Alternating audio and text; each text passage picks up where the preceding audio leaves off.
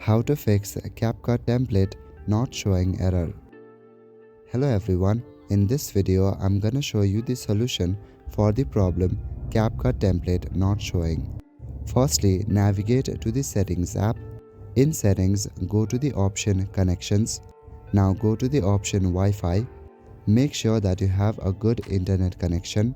If your current network is lagging, then forget the network and re-add the same network or a different one. After making sure that you have a good internet connection, go back to the settings main page. Make sure that you also check for updates that may be available for the CapCut app.